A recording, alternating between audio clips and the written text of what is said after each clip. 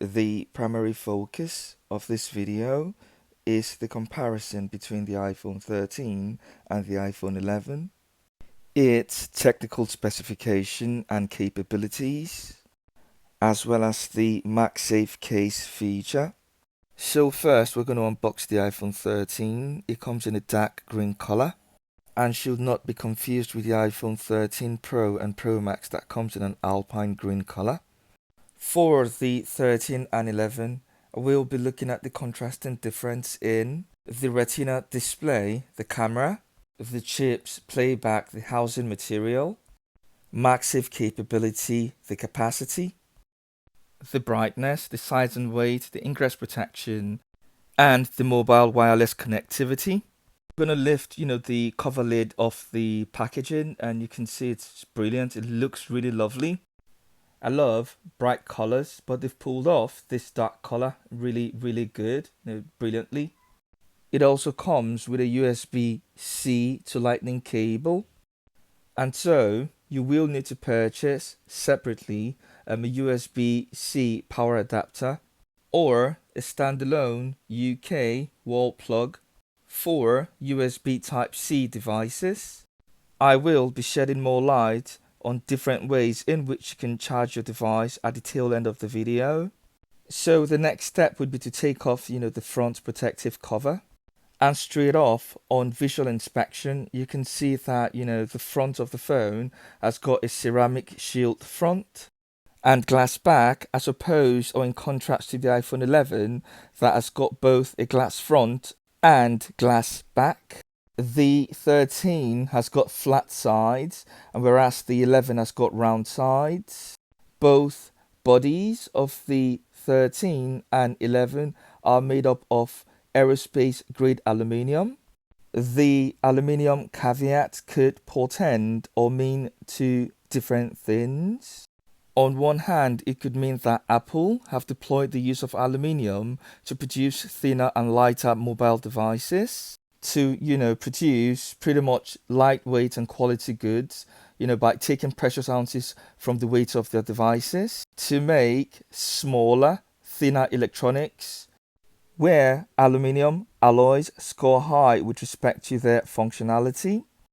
On the other hand, or the flip side of the coin, it could merely be, for marketing purposes, a hook or cliffhanger, as you just can't merely assume that it's mostly composed of aluminium. Although aerospace manufactured or fabricated parts alludes to or implies adherence to quality specifications and traceability, as well as regulatory requirements, aerospace grade is quite an ambiguous term, as it is a broadly generic term for certain alloys of aluminium that were considered special and useful to the aerospace industry. Alloys are a mixture of metals.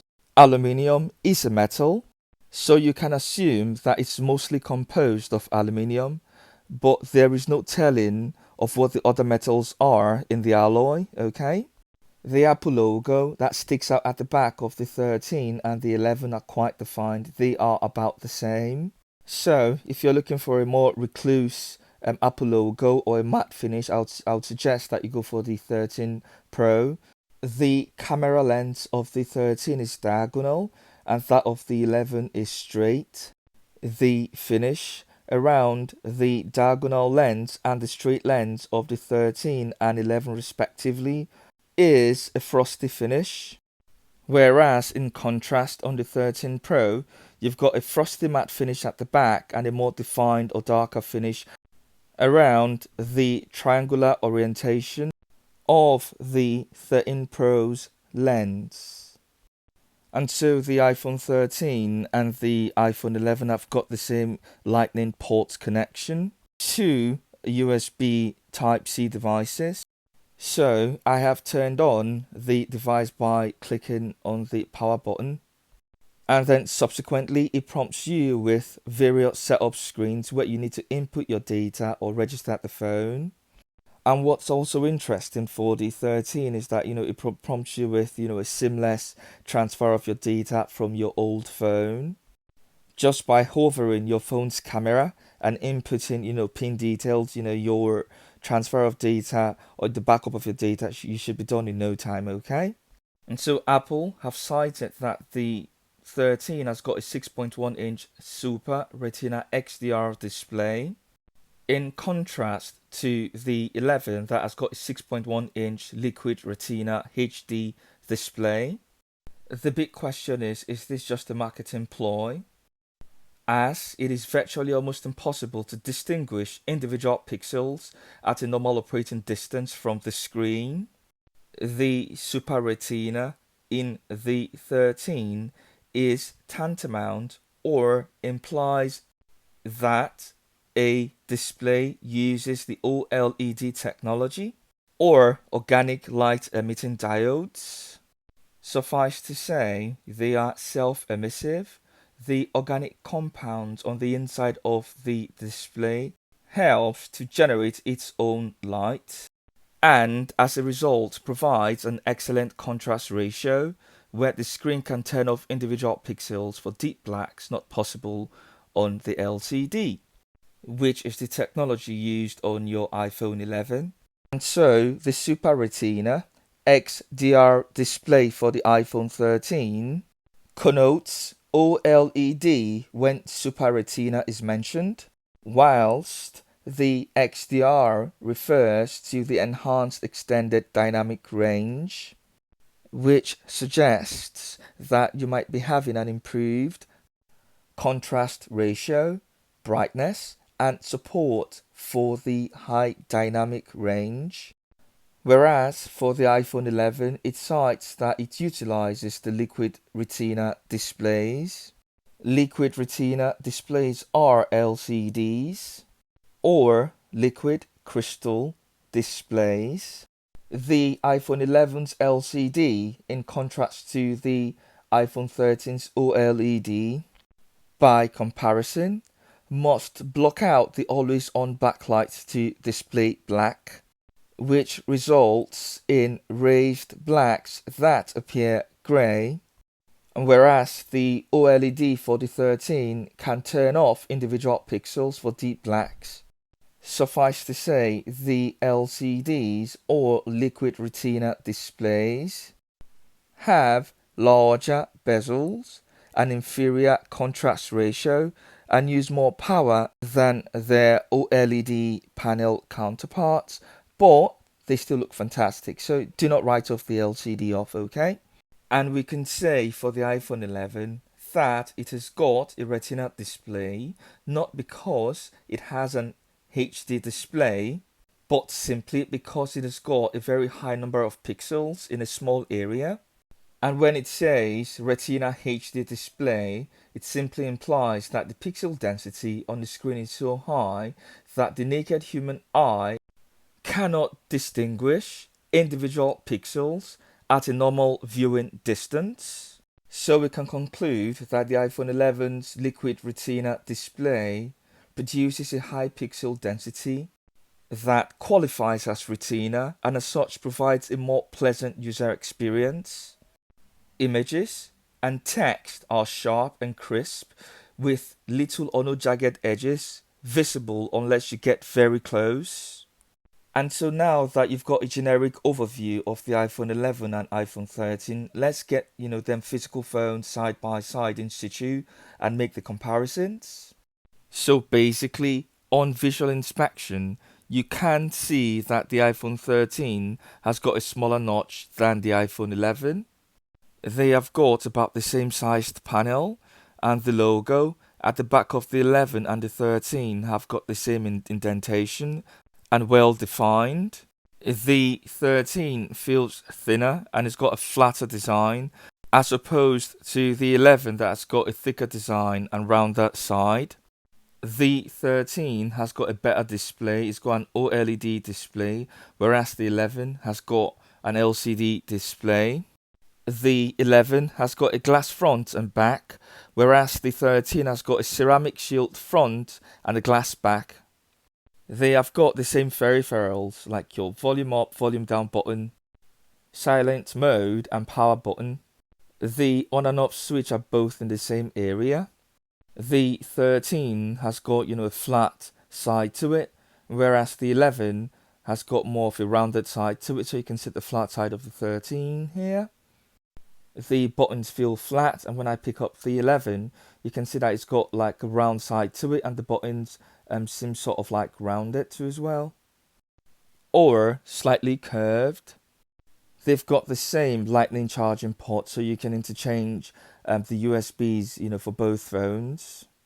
In terms of the size, the height, width, and depth for the 13 is 147mm, 72mm, and 8mm.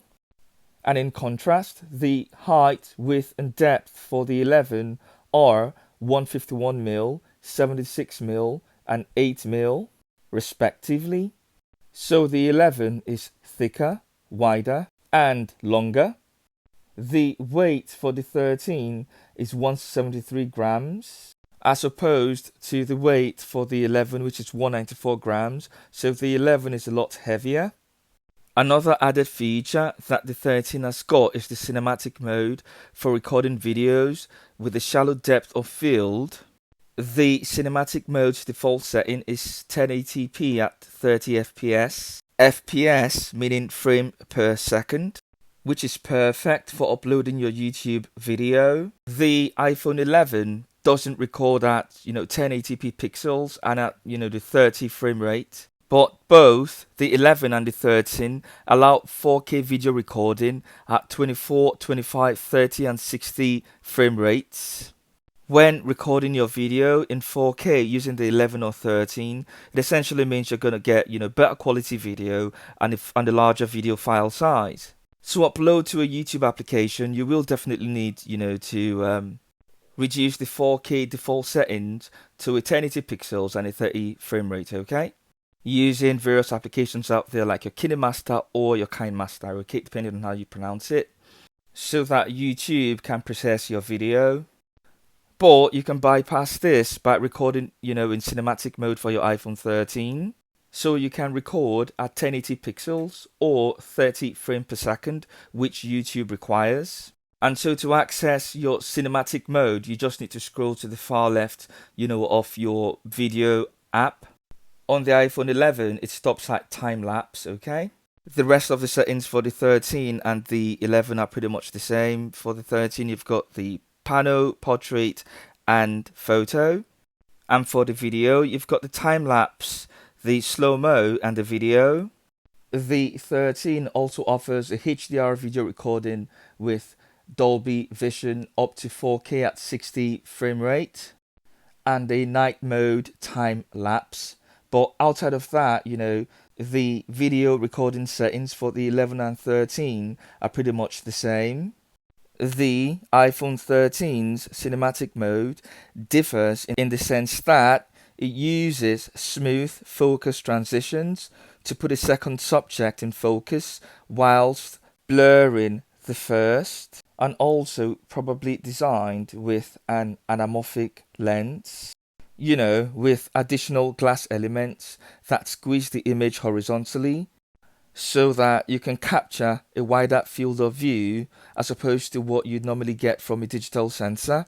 So basically, the iPhone 11 and 13 have got a dual camera setup and a wide angle lens that enables you to capture a greater field of view without needing an external lens, whilst the ultra wide on both the 11 and 12 utilizes an advanced lens and autofocus system for stunning close-ups with sharp focus. Suffice to say, just move your iPhone close to the object that you want to capture, and your camera will automatically switch to the ultra-wide camera if it's not already selected, whilst maintaining your framing. And so basically, to shoot your macro slow motion or your time-lapse videos, select the ultra-wide camera. In terms of the display brightness, the 11 offers 625 nits of max brightness typical, whilst the 13 offers 800 nits of max brightness typical and 1200 nits max brightness for HDR or high dynamic range. So in terms of, your splash, your water, and your dust resistance capabilities, both the 11 and 13 have got, an IP rating of 68, which is your ingress protection, which essentially means that it offers the highest IP rating for both dust and water resistance. The prefix 6 in 68 connotes that it is dust tight, and the suffix 8 in 68 entails that it can survive being submerged in water anywhere between 1.5 meter to 2 meter deep for normally about 30 minutes. Ingress protection is also important when installing electrical devices in your bathroom, especially in electrical zones. Click on the link in the description, which takes you to where they are exemplified. But basically, your ingress protection is used to rate the degree of protection or the sealing effectiveness against the intrusion of objects, water, dust, or accidental contact in electrical enclosures. And so just because IP68 rating is great at lasting underwater, it may not have been tested to withstand rain or spray from a jet of some kind. Just because the suffix in 68 cites or connotes 8, it could have been tested to depths of more than 1 meter, 1.5 or 2 meters. The iPhone 13 and 11 may be able to survive being up to 6 meters deep for up to 30 minutes, as the testing standard doesn't specifically mention an exact depth, but manufacturers still go ahead to list them. So it may have been tested to a depth of more than 1.5 or 2 meter, which I presume for me is nominal, excluding other tolerances, okay? Quick recap, like I said previously, the side buttons and the side of the 13 is flatter than the 11. On the 11 it's more rounder, okay? But, they've got the same peripherals. The notch on the 13 is a lot smaller than the 11. The screen's brighter. The lightning connector ports are practically the same. The 13 utilizes an OLED display, whereas the 11 utilizes an LCD display. The 13 utilizes an A15 Bionic chip, as well as a new 16-core neural engine, whilst the 11 utilizes an A13 Bionic chip and an 8-core neural engine. So the 13 is a lot faster. But in real-time applications, you might not notice the difference. The difference may be very subtle. In terms of the internal storage capacity, the 13 comes in a 128, 256, and 512 gigabytes capacity, and whereas the 11 comes in a 64 and 128 gigabytes capacity. Obviously, the 13 offers more storage capabilities. The iPhone 11 doesn't support 5G, but the 13 supports 5G, at sub 6 gigahertz with a 4x4 MIMO squared. Basically multiplying the multiple input and output capacity of radio links to exploit multipath propagation using multiple transmission and receiving antennas. And, with regards to your power and your battery, for the video playback and the streamed video playback, the iPhone 13 offers 19 hours and 15 hours respectively, whereas the 11 offers 17 hours and 10 hours respectively for your video playback and your streamed video playback. And for your audio playback, the 13 offers 75 hours and your 11 offers 65 hours. So your 13, offers more hours. For video and audio, the iPhone 13 also offers Photographic Styles, which essentially captures how your camera captures photos. You can choose from the preset styles, your vibrant, your warm, your cool, your rich contrast, and so on and so forth, okay? The iPhone 13 is compatible with MagSafe accessories and wireless chargers. So if you install a Lemon Zest Apple Silicone MagSafe Case to protect your phone, the MagSafe ring animation illuminates. If you change it to a red casing, a blue casing, or green casing, the MagSafe ring changes to that color. And in this case, it illuminates yellow. Although the 11 doesn't support MagSafe charging, both the 11 and the 13 support Qi wireless charging, which is the global standard for wireless charging. And so at the tail end of the video, I will show you how to, charge your phone in various ways, okay? At first glance, you might think, why does my phone need to cross-reference the color of my case? I don't live in the dark and I do not have multiple cases to choose from, but on a more incisive or in-depth level, this feature helps to facilitate, your wireless charging, and it is also compatible with a ton of other Apple newer accessories. I didn't go for the green case because the green color of the phone is quite dark, and I struggled to find it when it's charging. I love the yellow or the lemon zest color. It's bright, it can be rocked pretty well in the summer. It's smooth, it's got a very, very nice feel to it. And I love how it contrasts with the frost green. Everyone has a color that rings a bell with them. I tend to find that the silicone case is better than the other cases, like the Otterbox or the leather case.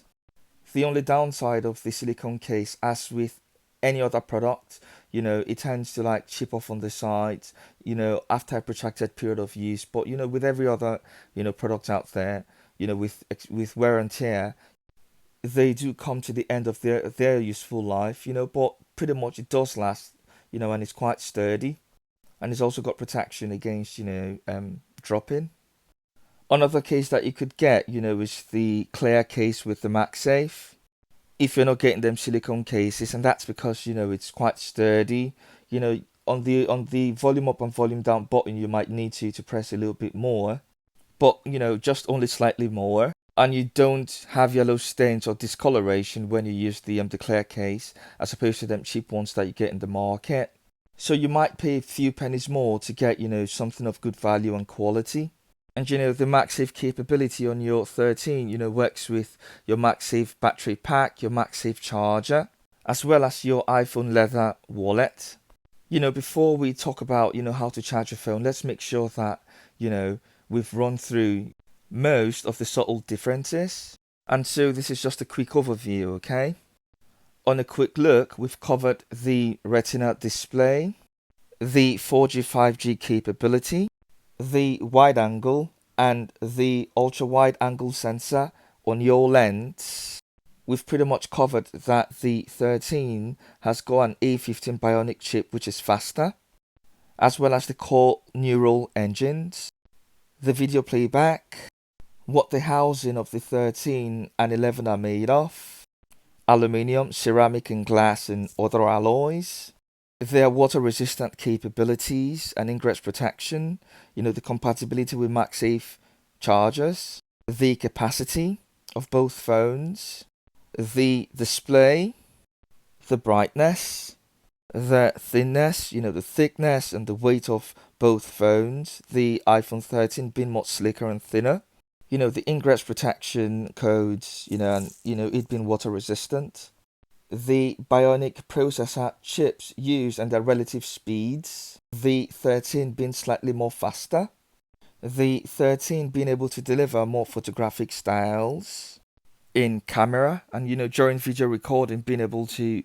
deliver 1080p at 30 frame rate, in its cinematic mode required by YouTube, as well as the 13 being able to deliver, the night mode time lapse, iPhone 13's 5G capability, the power and battery capabilities, obviously the 13 being a lot better. Your 3-axis for rotation, your accelerometer for speeds, barometer, maybe water pressure, proximity sensor, maybe your GPS, an ambient light to dim your phone to suit your environment, okay? And both the 11 and the 13 have got the dual SIM capability, where the eSIM allows you to activate a cellular plan from your phone carrier without having to use an actual physical nano SIM, with Apple only providing extra support for the 13 eSIM. And so here you can connect your USB-C to Lightning cable, And it is compatible with your 18, 20, 29, 30, 61, 87 and 96 watts USB-C adapters. Apple's 20 watts USB-C power adapter is slightly more pricier than the Belkin Curry's USB Type-C UK wall plug. So the other end of the lightning cable pretty much goes into them adapters.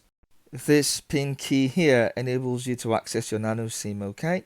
And so your official Apple 5 watts power adapter or your official Samsung Android 5 volts power adapter can be connected to your lightning cable to power your Apple device or your iPhone, but the charging would be very slow for the iPhone 11 as both adapters only outputs 5 watts.